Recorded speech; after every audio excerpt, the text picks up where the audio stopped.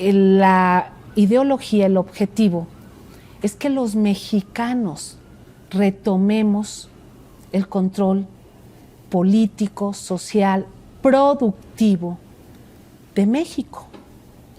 Y eso va enlazado con la seguridad nacional y la soberanía. Y al decir soberanía no es decir, bueno, es una cosa nada más ideológica. La soberanía es la esencia de lo que somos. Le metemos cultura, le metemos educación, le metemos nuestra historia. Y la corriente diferente a la de nosotros es completamente distinta. Es ¿para qué ves la historia? ¿Para qué quieres una soberanía? ¿Para qué quieres una producción interna cuando tenemos que salir a lo externo? Que nosotros no estamos peleados con el externo, de ninguna manera, pero debes de tener un balance. Entonces, el pensamiento social y político es completamente distinto.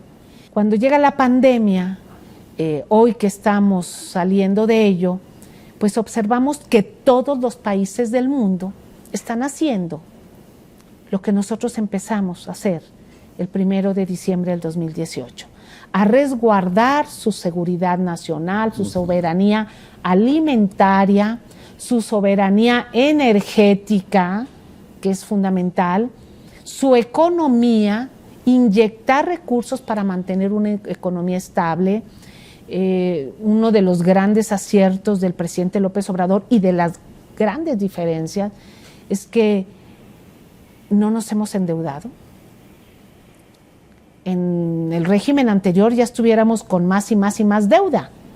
Aquí dijimos no, una política administrativa con responsabilidad, la austeridad republicana, un ahorro, dispersar recursos para la base social de los que menos tienen, cuando antes la dispersión de recursos era la cúpula. Entonces, claro que hay una diferencia, y en este sector, el sector de energía, pues es un sector fundamental, porque una obligación del gobierno pues es entregar combustibles y electricidad, que son suministros básicos a la población, y no dijimos, a ver, como sea hay que entregar. No queremos huachicol, no queremos contrabando de combustible, tenemos que cuidar el mercado interno, tenemos que cuidar el balance energético, tenemos que cuidar la confiabilidad, que es lo mismo que la seguridad de la red eléctrica, tenemos que fortalecer a Pemex y a la CFE, porque con ellos tenemos una seguridad energética que es completamente lo opuesto a lo que se pensó en los gobiernos anteriores. Entonces, prácticamente, pues la 4T está trabajando y vamos caminando. Sé perfectamente, conozco perfectamente el proyecto de nación que diseñó el presidente López Obrador, y no lo empezó a diseñar en el 2018, esto viene de hace mucho tiempo. Como técnica, especialista en el medio, por supuesto, una coincidencia total. Entonces, sabemos lo que queremos, sabemos cómo queremos dejar al país, sabemos cómo queremos dejar el sector. Entonces, yo estoy enfocada en eso, en trabajar en eso. Y pues las opiniones diversas, algunas las tenemos que escuchar porque escuchamos opiniones, no estamos cerrados, pero el golpeteo, insultos, lo que sea, eso es lo que es, y eso se va a quedar. Nosotros estamos trabajando con propuestas, estamos trabajando cada día. Este es un tema técnico de las producciones de combustibles y de electricidad, y un tema económico. La electricidad, este es el tema fundamental, porque hoy hay una iniciativa que el presidente López Obrador mete al Congreso, y resguardar el sistema eléctrico. Y lo estamos viendo porque el caso, en Europa están padeciendo las tarifas, pero el caso emblemático, España, Italia, que tiene unas tarifas que son 4 o 5 veces más grandes que las de nosotros, es porque no cuidaron el balance, porque perdió el Estado el control, el eje rector de poder abastecer y cuidar y ser hasta el regulador de los privados para que pueda satisfacer la demanda de los ciudadanos. Se lo dejas a un libre mercado y el libre mercado ve pues por sus intereses, y el Estado, su obligación es ver los intereses de los ciudadanos. Entonces sabemos lo que queremos, sabemos a dónde vamos, sabemos cuál es nuestra función de estar aquí. Me gustaría mucho, secretaria, que nos contara la estrategia de Dos Bocas dentro de la estrategia general de plantear un país soberano, independiente, libre. A ver, los últimos años, 10 años, en esta estrategia de desmantelamiento del Estado en el sector de energía, se descuidaron las refinerías, se descuidó la infraestructura, tanto refinerías de petroquímica, de petrolíferos de México, y empezaron las importaciones y empezó esta dependencia, y con ello llegó contrabando, y con ello llegó huachicoleo, y con ello llegaron muchas cosas, y nuestra infraestructura cada día iba en un deterioro. Nosotros sabíamos que teníamos que llegar a rescatar la infraestructura que se tiene en las refinerías para poder procesar nuestro petróleo y darle valor agregado. Pero aunque las 6 estuvieran trabajando a su máxima capacidad, nos sigue faltando gasolina. Nos sigue faltando gasolina, combustibles diésel, para abastecer al país. Entonces se tenía que hacer otra refinería, que esto ya lo tenía el presidente muy visto en los últimos 15, 18 años. O sea, nos hace falta, tenemos que ponernos a trabajar en transición. El presidente nos da la indicación enseguida de ponernos a trabajar en el proyecto, un proyecto fantástico porque nos va a dar gasolina, nos va a dar valor agregado. Pero lo más importante, después de 40 años se vuelve a hacer ingeniería en México, ingeniería de proceso, es una ingeniería muy especializada.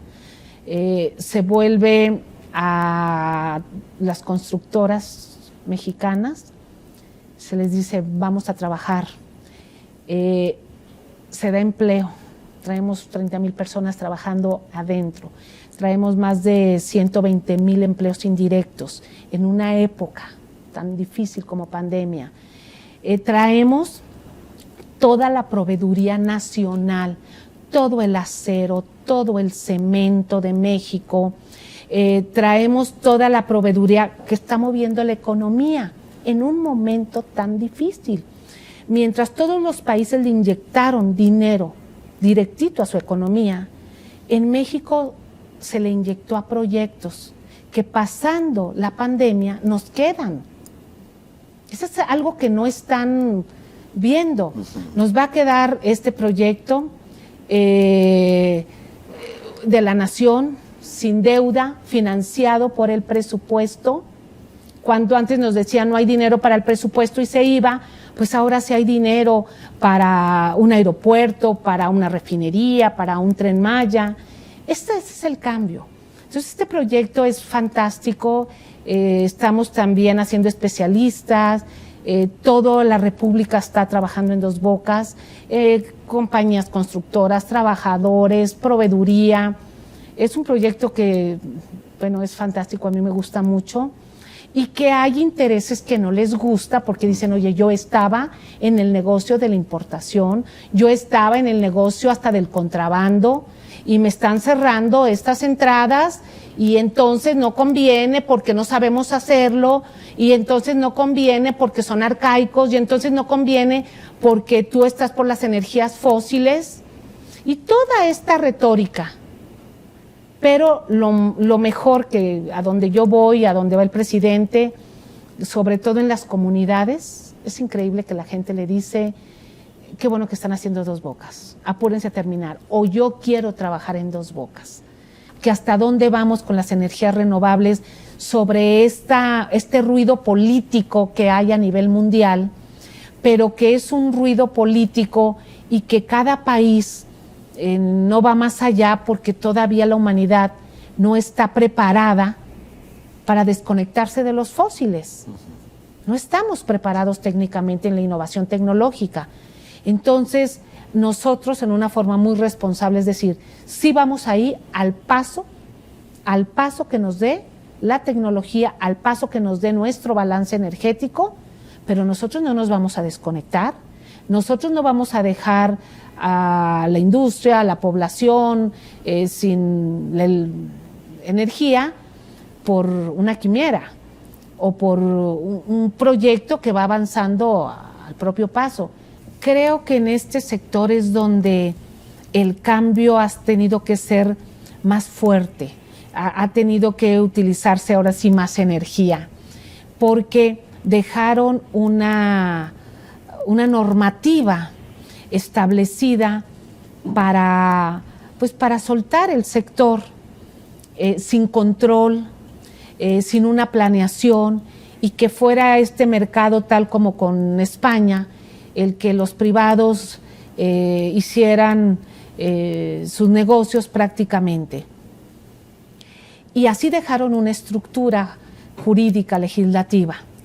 Nosotros hemos tenido que ir encontrando dónde podemos ajustar, dónde se tienen que hacer cambios, dónde tenemos que hacer normas nuevas, dónde tenemos que hacer los cambios estructurales fuertes, que renegociar incluso contratos que le dejaron pesadísimos, por ejemplo, a la CFE.